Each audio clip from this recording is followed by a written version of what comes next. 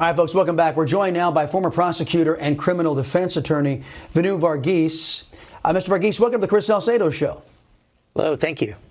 Happy to be here. What is your take on this dust-up between Chief Justice Roberts and Senator Rand Paul about the felonious leaker? Was it appropriate for the Chief Justice to deny a sitting senator his question?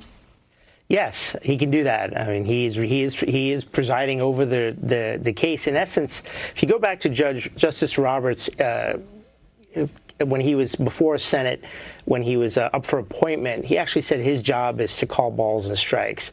So in this position, he actually has very limited power.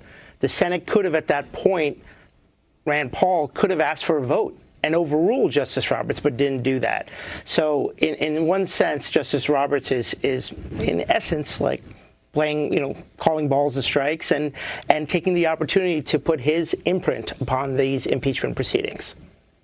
Right, and I'm glad you put it that way, because that's exactly what I'm struck by. It seemed the Chief Justice wanted to inject himself into this process by saying that a sitting senator who has to make probably the most consequential vote of his career, whether or not to impeach and remove a president of the United States. Oh, by the way, you're not entitled to know anything about the genesis of the impeachment process itself, which, of course, was this, what I call a felonious leaker, the Democrats call a whistleblower. I just find it absolutely astonishing that the Chief Justice of the Supreme Court seems to be taking a position that it is perfectly okay to impeach a president anonymously. And you say? I don't think that's the position he's taken at all. I just think he overruled the question. He didn't allow him to ask the question. At that point, Rand Paul could have gone to Mitch McConnell and says, hey, let's take a vote on this. Let's call for a vote. And if they had enough votes, that question could have been asked. And in essence, Roberts could have been overruled. That didn't happen. And I think we all know that didn't happen because the Republicans were not going to vote on that question.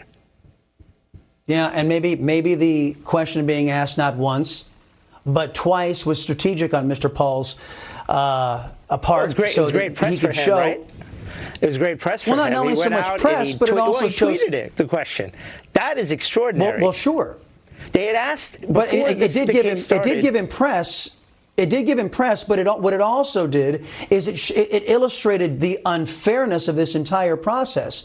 Most Americans say, oh my gosh, you can't convict anybody of a crime without facing their accuser. And the fact that Democrats, and now it seems the Chief Justice of the Supreme Court, seems to be A-OK with allowing that. That's the message being sent. I know you disagree with the motives I'm ascribing to the Chief Justice. I certainly disagree as to that interpretation. I mean, to go into the facts, I think that is a way of looking at the facts. That certainly one side looks at that way, and that's a great talking point. But the reality is that witnesses are there. There are people that have firsthand knowledge. And the question is, are these people going to be called in? He's just a person who reported it, but apparently there are people that have firsthand knowledge, and it's up to the Republicans whether they're going to allow these people to testify and whether they're going to be called in. And ultimately, Chief Justice Roberts may end up ruling on this if there is a 50-50 tie, which looks like there may be. And I think, well, it could be. That is one scenario. Absolutely right. And I think that the motives of an individual filing a complaint that wasn't altogether factual after we saw the release of the transcript. Let me just ask you about, do me a favor, handicap defense, prosecution in the Senate. How do you think both sides did? I think, look, I think the Democrats laid out their I mean, at times there may have been a little bit of drama, but the Republican, the defense, the arguments made by Mr. Dershowitz, honestly, are actually stunning. I mean, the idea that he can put himself above the country, and that if he thought he'd be a better president, that's in the national security of the national security interests of America. I mean, that's kind of like saying, hey, I'm king, therefore I can do whatever I want. I thought that was an extraordinary argument made by.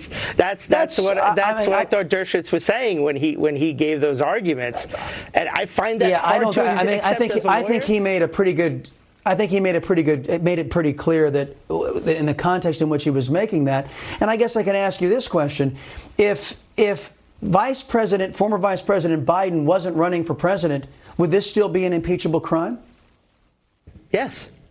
I mean, look, at the time, look, if he weren't running, you're asking, the point is, this is a political rival. So you're saying in the past, at the moment that he did this, if President Biden weren't running, I mean, it's the whole purpose is that this was his political opponent. So I guess if there wasn't a political opponent, maybe not.